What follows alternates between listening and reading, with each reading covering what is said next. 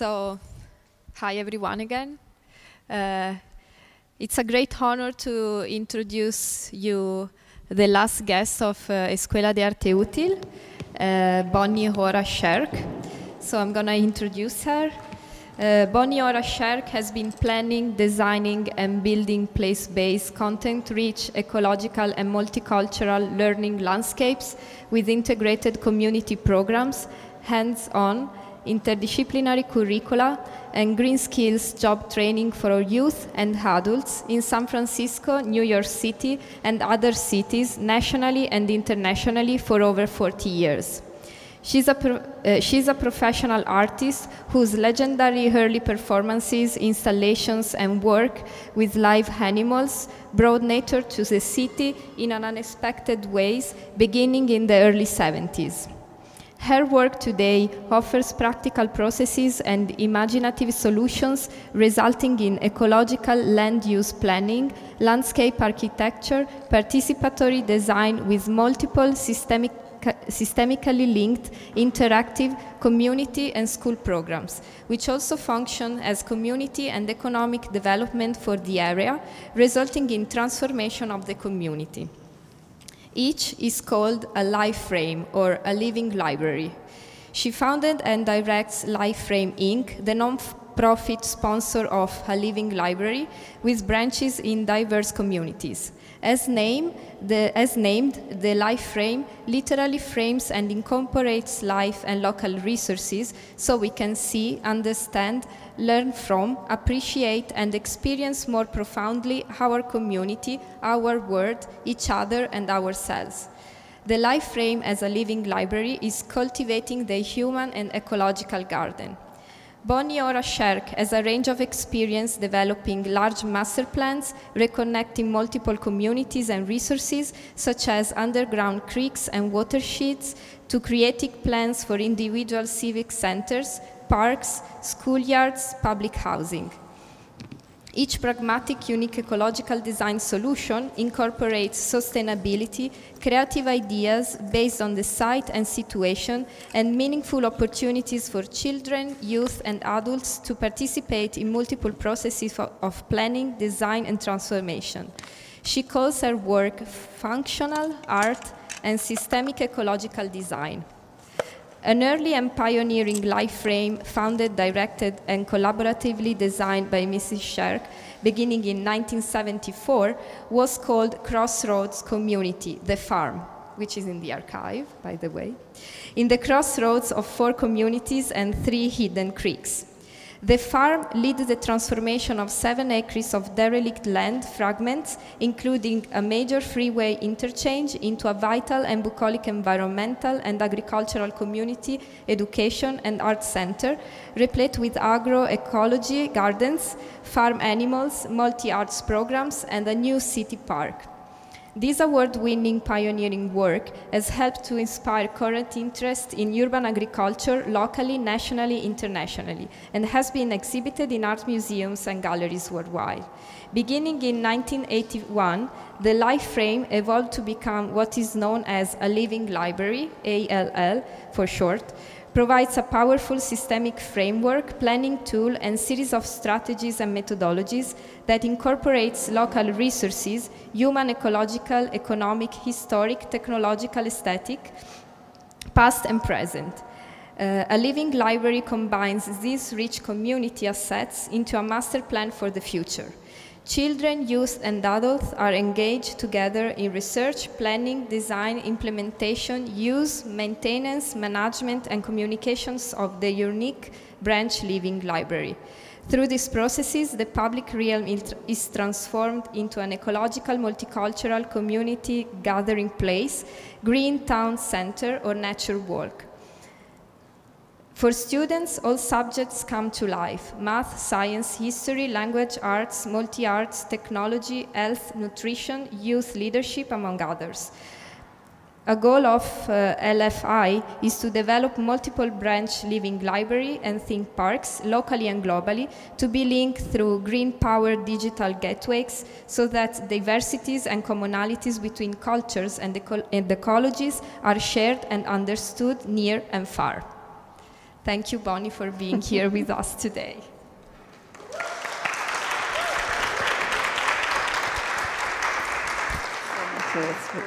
Well, thank you for Tania for inviting me to be part of La Escuela. And I'm actually going to begin by showing a short video that is currently on the website of the Venice Biennale website. And that's a good introduction.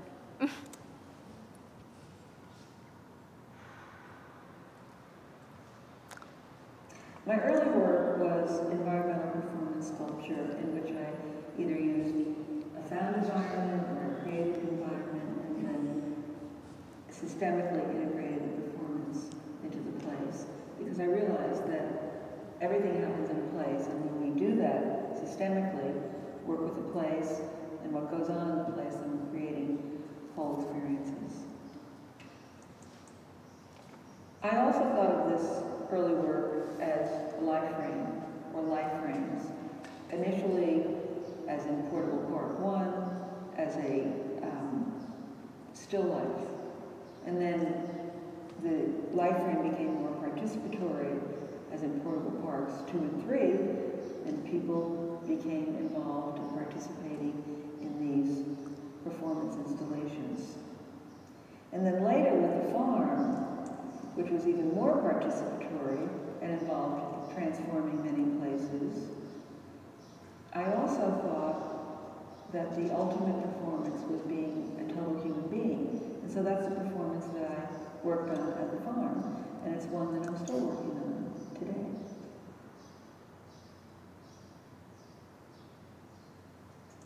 For me, performance has evolved to become interactive community programs or hands-on interdisciplinary learning integrated systemically in the place.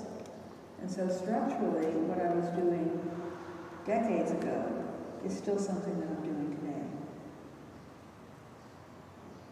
Life Frames Inc. is the nonprofit organization that I founded in Direct, and it's the sponsor of the Living Library, which is meant to be in diverse communities.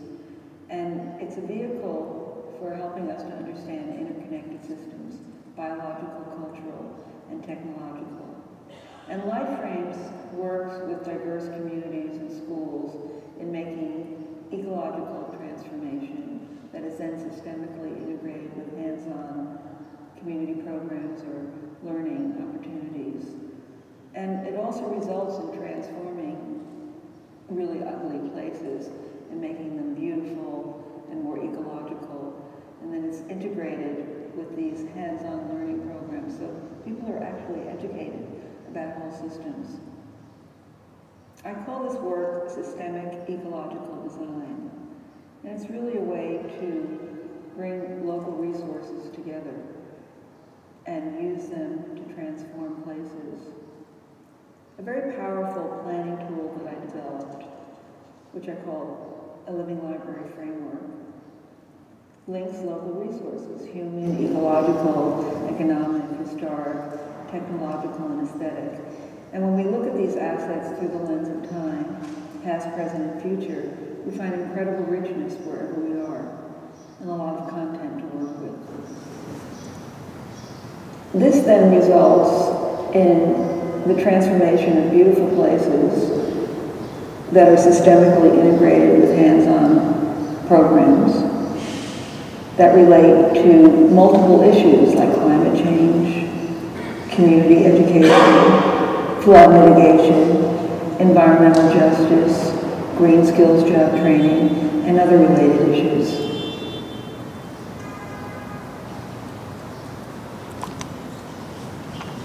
What I really want to do is create branch living library and think parks in diverse communities, locally and globally, and link them so we can really begin to connect with each other and understand how we are all interconnected and how our different cultures and ecologies relate to each other, even though they may be very different.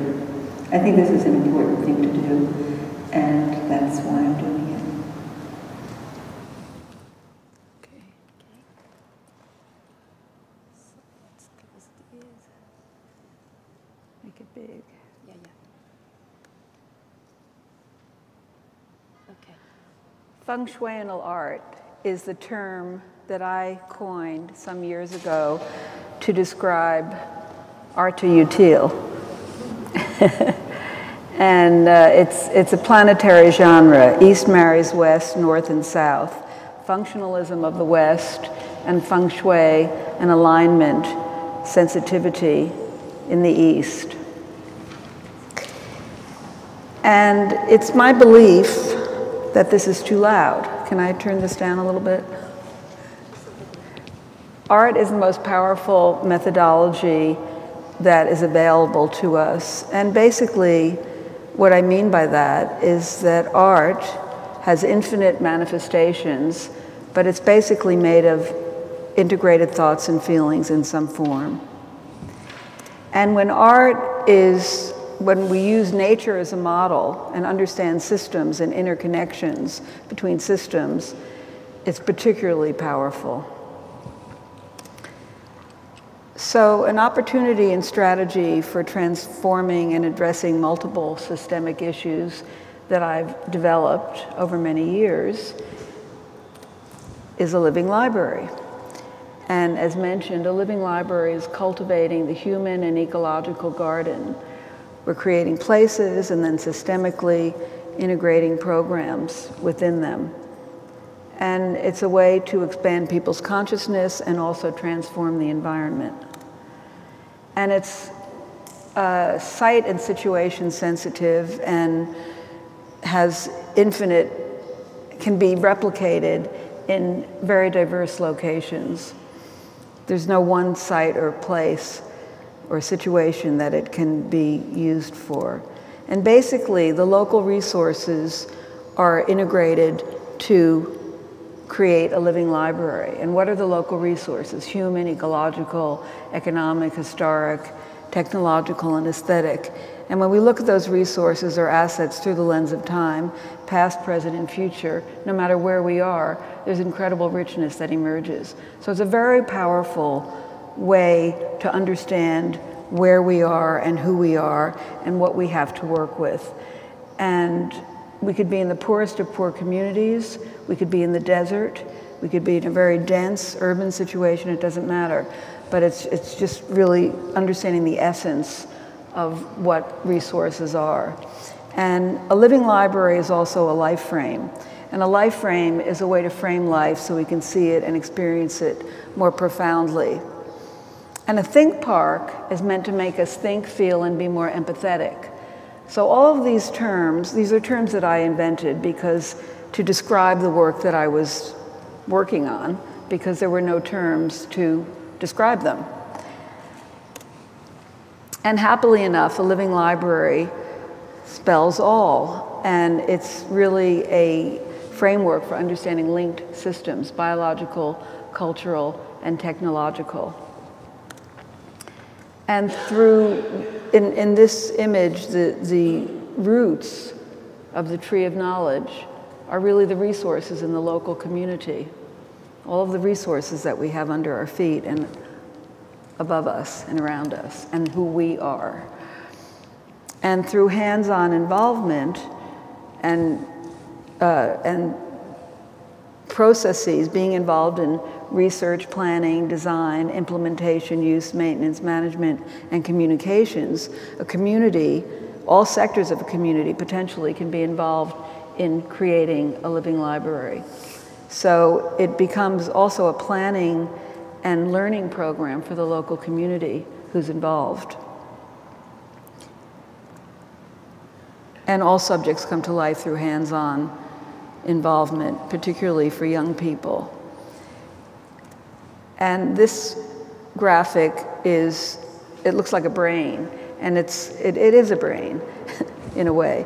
And the local resources are in purple. Let's see if I can find them. Human, ecological, economic, historic, technological, and aesthetic. And from that, all subjects come to life, and it's very land-based. So it's hard to see at this scale, but it really describes genres from all over the world.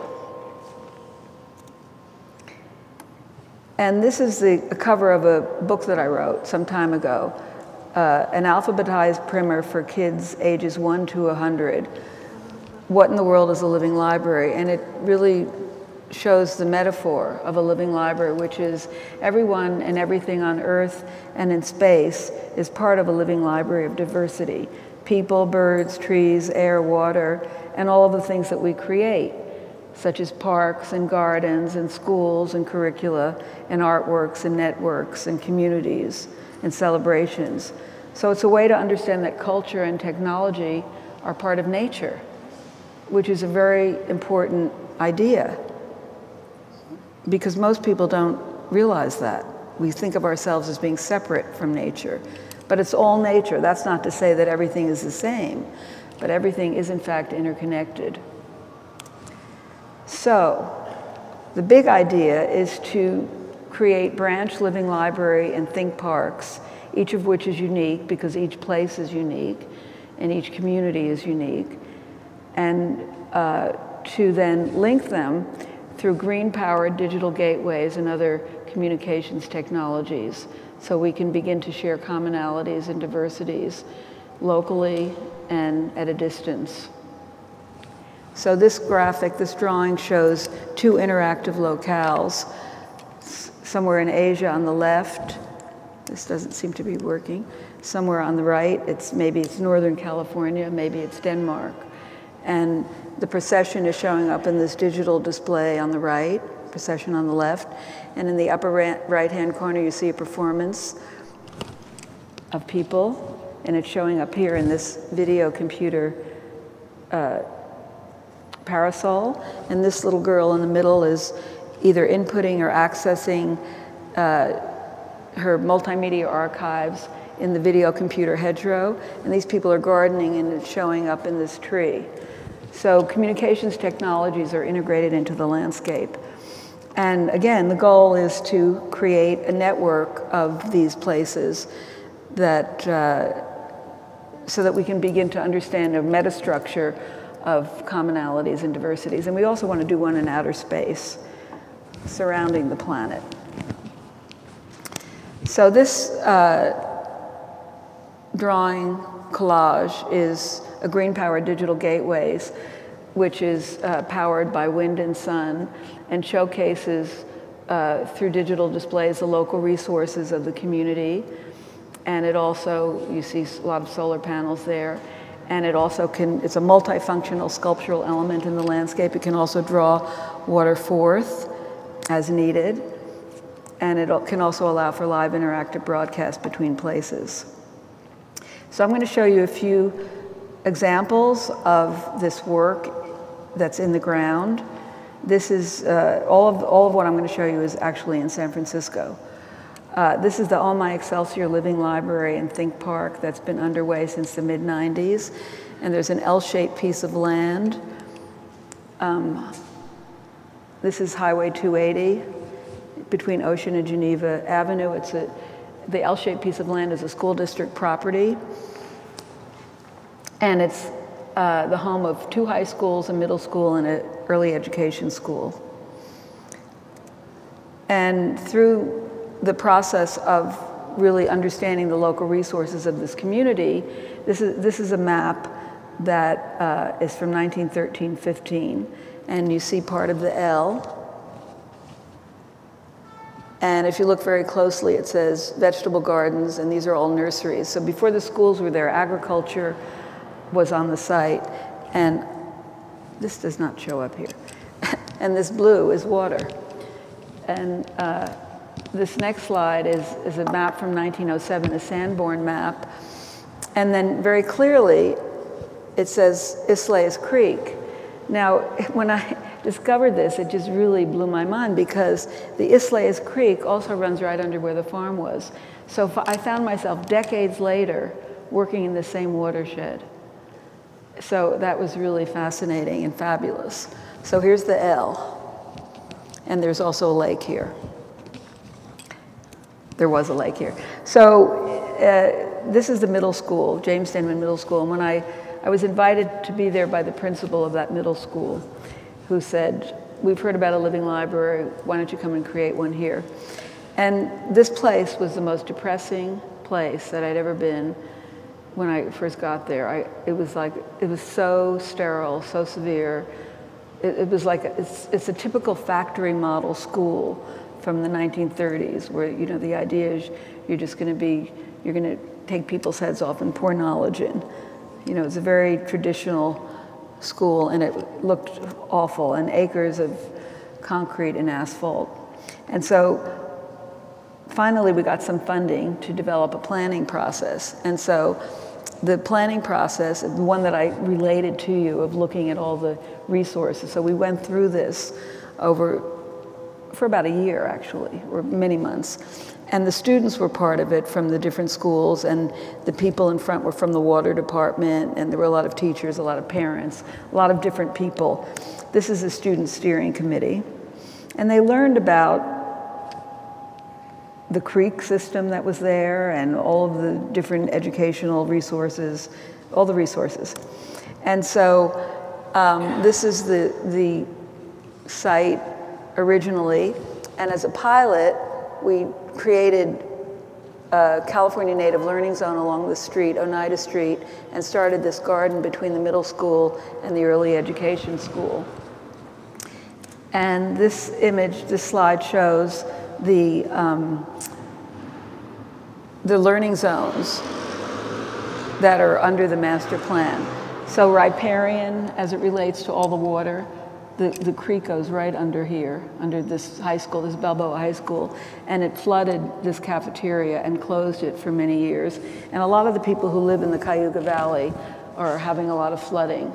In fact, at the other end, downstream from this place, where Cayuga, and I'm going to show a slide of that, where Cayuga and Mission Street cross at 280, there's incredible flooding. In fact, those people are suing the city. So there are real issues with the water. However, it's actually a very powerful resource. And the new gold is old, it's fresh water, and we ought to be using it differently. Anyway, so these are riparian zone. The light green is the sports and activities. The red is the multicultural learning zone. The yellow, the agricultural. The green, the native uplands, continuation of the native species. And then the technology linkages that bring it all together and link it to itself and beyond it. And so this is the first iteration of the plan that I developed.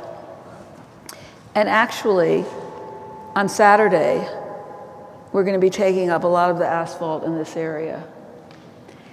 And I just got a grant from the state Natural Resources Department to redo Seneca Avenue. This is a very wide, it's what I would call a heat island. It's like a huge concrete area, and very long, very wide, and it's a hill. So this is, some of you may know this place in San Francisco. This is San Jose Avenue. This is Cayuga Avenue.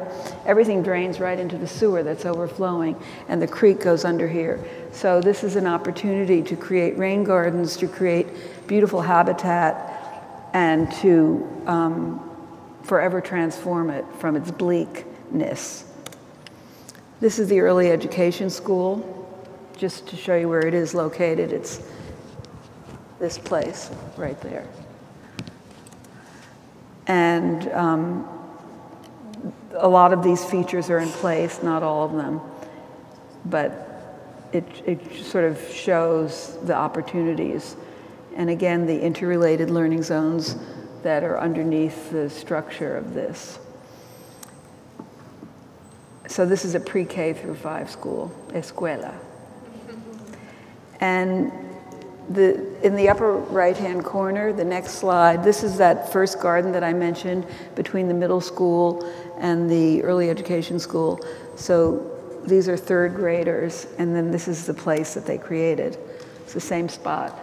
So you see, it's real transformation. So basically, this is creating a new normal in what had been a severely depressing, and barren place. All of a sudden, it's filled with love and art and color and charm and magic and hummingbirds, both pictured and real hummingbirds are here. And this mural shows the history of the site, and it was created with the children. It shows the creek, and then further along it shows the agriculture. And it also becomes a very wonderful outdoor classroom. And harvest. You think they're having fun?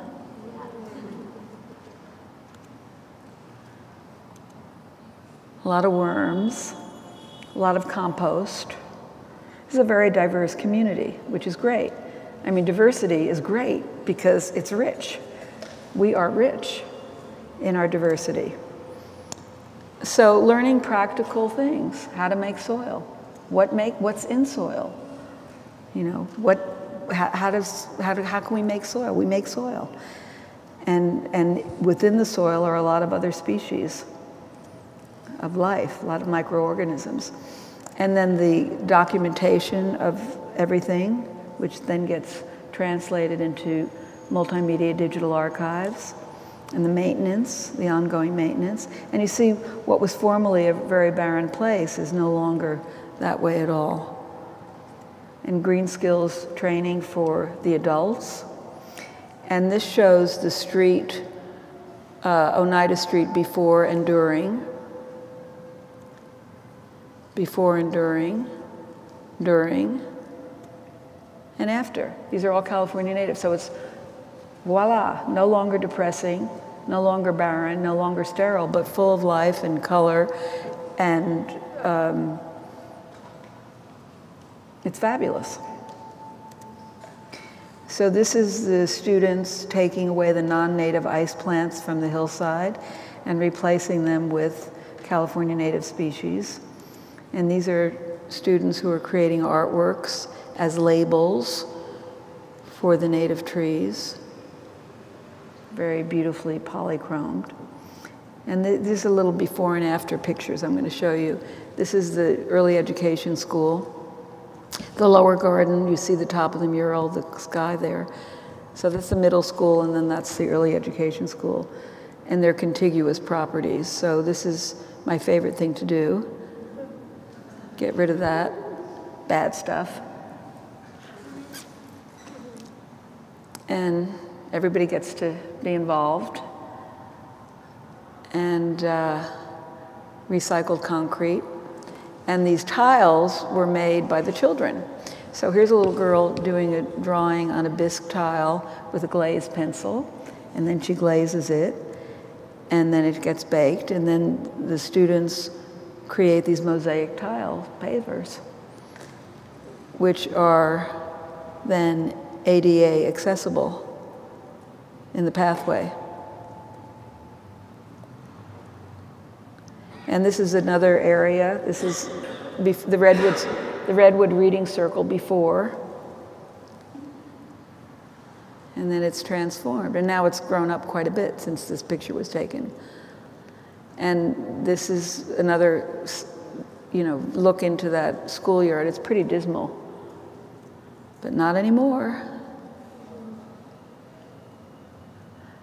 And these are the natives that were planted all around the periphery of the campus. And you see who the planters are. So it's talk, think, feel, and do with a lot of emphasis on the doing part of doing. So this is Bernal Heights. This is a living library that I've been working on since 2002. And we had a planning process. And the students were involved, and they learned about their community, and the neighbors came in too. This woman in front on the right lived across the street in the public housing, and the woman in the back with the glasses lived in another public housing, Alamany dwellings, down the hill. And this gentleman is from the Bernal Heights Neighborhood Association. And you see the documentation.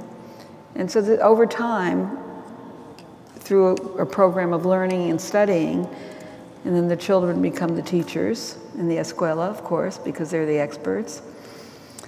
And anyway, what we came up with in this, through this process was this idea of creating a nature walk that would link this school, which is where that process took place, and this school Junipero Serra Early Education School, Junipero Serra Elementary School, Holly Park, St. Mary's Park, Holly Courts Public Housing, Alamany Dwellings.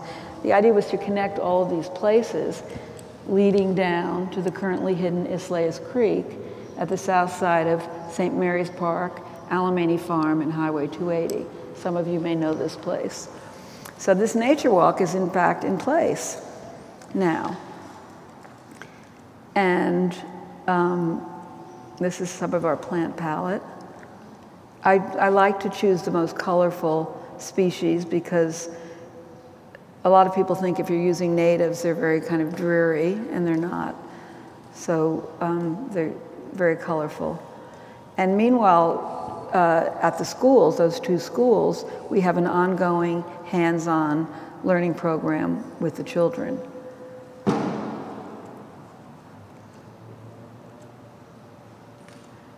And these are the children also planting in the nature walk in Holly Park across from their school. And this is another entrance to the park that was planted with children. This is another area of St. Mary's Park, which you can see is transformed. And this is a Fremonodendron flower signage for the drought-tolerant species of trees. The Fremonodendron flower is actually, you can see in the center. It took me a year to get the Recreation and Parks Department off the idea that a sign had to be a rectangle. That was, and basically what I made was a garden of signs. So on the right is the Lavaterra flower, which shows the drought-tolerant species of understory plants, and the monarch butterfly sign, which shows the wildlife. So this is the Oak Allée 2B in St. Mary's, and this is the Oak Allée. And you can see, I mean, there's a lot of transformation. It's serious work. This is another area, and parents, this was a group that came to do a planting for Tu B'Shvat one year, and this is what it looked like later. And this is another redwood circle that I put in. This is the area which you can see is there's not much happening there.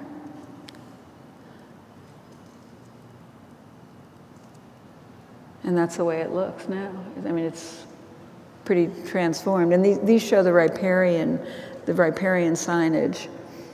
The Prunus ilicifolia is the Islayas cherry leaf. So this shape is the leaf shape. And the Prunus ilicifolia, the Islayas cherry, was named by the Native Americans for the Islayas Creek. That's how it got its name, by the Native Americans. And this is John Miller, who I work with very closely from RPD, Recreation and Parks Department. And here I am with a bunch of students who came from Panama and somewhere else. And they volunteered and spent, you know, a bunch of hours. We did a lot of work, and then we all kind of hung out in the center of the Redwood Circle. So, the nature walk that I just showed you is really a prototype for what could be happening throughout the whole watershed. Now, does anybody here, or do people here know what a watershed is? Don't feel bad if you don't, because it's not common knowledge in cities. But is there anybody here who could share what a watershed is? Anybody know? One person, okay. Can you tell us?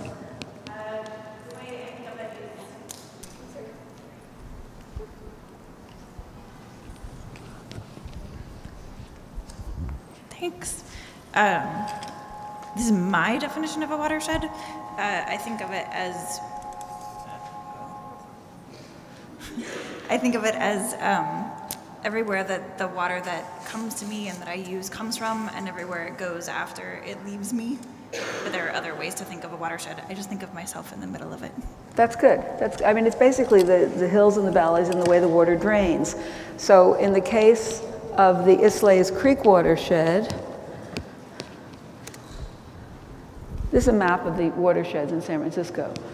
There are 7 of them. So this is the Isles Creek watershed. It's the largest in San Francisco. And as you can see, the pink is the fill. This is the east side of, this is a map of San Francisco. So it all drains to the bay. So most people don't know what a watershed is, particularly when they live in a city, because it's not something, it's not common parlance, and they don't know what it is or where it is, but they're here anyway.